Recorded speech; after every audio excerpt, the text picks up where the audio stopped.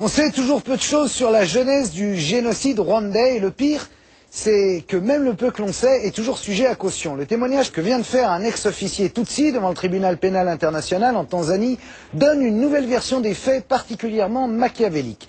Ce témoin accuse nommément l'actuel président Tutsi du Rwanda, Paul Kagame, d'avoir fait abattre l'avion de l'ancien chef de l'État rwandais. Assassinat qui a déclenché le génocide au Rwanda. Jérôme Fritel, bonjour Jérôme. Salut Karl. A retrouvé ce témoin, ma foi, essentiel. C'est un témoin clé, c'est un témoin qui est protégé, et c'est effectivement la première fois qu'on a un ancien officier de l'armée Tutsi qui a pris le pouvoir donc il y a une douzaine d'années, qui vient raconter comment ça s'est passé de l'intérieur, et c'est des révélations qui sont très désagréables pour le pouvoir actuellement en place. Attention, voilà du lourd, on regarde. Tribunal pénal international pour le Rwanda en Tanzanie. C'est ici que l'on juge depuis bientôt 10 ans les responsables du génocide commis contre la population Tutsi au Rwanda. Près d'1 million de civils découpés à la machette en l'espace de 100 jours, l'horreur absolue. Ce jeudi 9 mars, coup de théâtre, un ancien soldat Tutsi, le lieutenant Abdul Ruzibiza, vient raconter en détail comment l'armée des rebelles a elle aussi commis des massacres de masse lors de sa conquête du pouvoir. Pire, selon lui, c'est l'actuel président Tutsi, le général Kagame, qui aurait commandité l'attentat contre l'avion de l'ancien président Hutu, un acte qui allait enclencher la mécanique de l'horreur. Des accusations gravissimes qui émanent pour la première fois du camp des victimes Tutsi, Ruzibiza ou le soldat qui ose briser la loi du silence. I got to learn of it 2 days before. I got the information from a soldier. He was one of the bodyguards of President Kagame. Ce personnage clé, nous l'avons rencontré quelque part en Norvège où il est réfugié politique.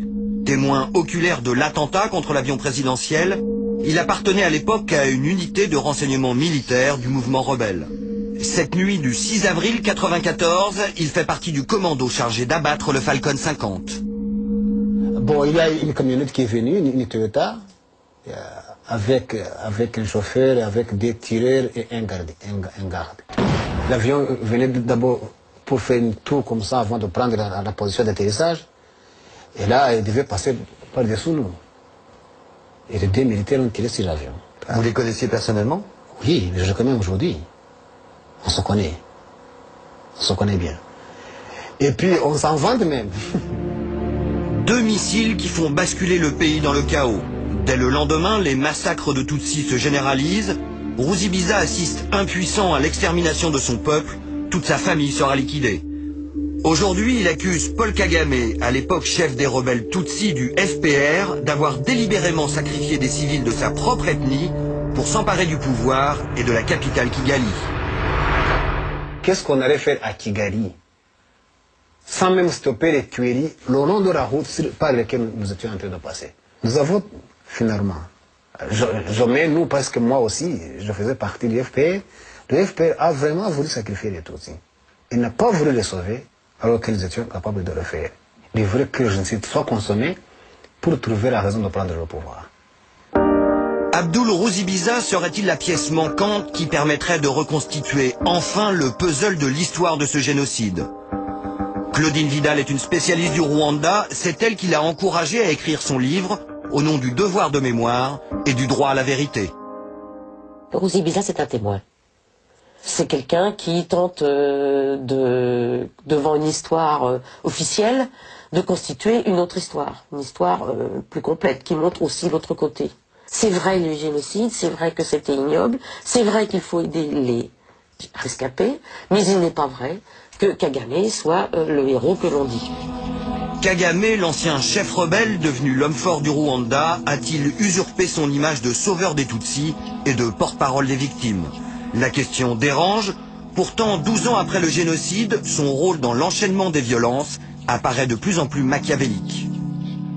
Quelqu'un qui a donné l'ordre d'abattre l'avion à ce moment-là savait que les Tutsis de l'intérieur allaient souffrir des représailles. Paul Kagame a pris ce risque sciemment, il savait ce qu'il faisait. On pense que les rebelles qui ont pris le pouvoir ne peuvent pas être aussi diaboliques que d'avoir accepté le risque de faire éliminer une partie de la population rwandaise. On a vu le mal, presque le mal absolu, le génocide, et on s'imagine en face, il devrait avoir quelque chose de bien.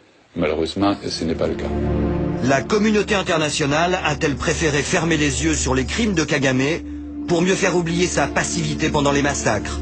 L'histoire du génocide rwandais a-t-elle été en partie tronquée au nom du cynisme politique? Autant de questions toujours sans réponse. Alors pour l'instant, Kagame, quel qu'en soit le prix à payer, c'est la stabilité au Rwanda. Il y a eu une espèce de contrat tacite en disant « vous ne m'attaquez pas, je ne vous attaque pas ». Que Kagame soit lâché, et tout part. Toutes les archives vont s'ouvrir, et Dieu sait s'il y en a. L'actuel président du Rwanda mériterait-il de se retrouver sur le banc des accusés? Dans son livre, son ancien lieutenant l'accuse de crimes de guerre. Selon lui, Paul Kagame aurait personnellement massacré des réfugiés Hutus. Il est le seul chef d'État aujourd'hui en vie qui a au moins, à 3 reprises, tiré sur les civils.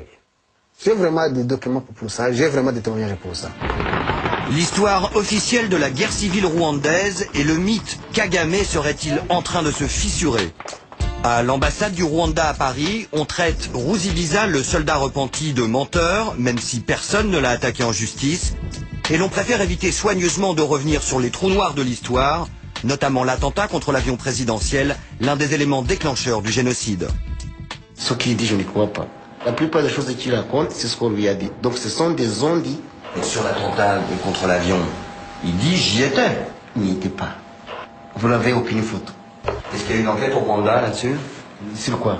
Sur qui a tiré sur l'avion? Non, je ne pense pas. Jusqu'à présent, je ne sais pas s'il y a quelqu'un qui a demandé au Rwanda de faire cette enquête.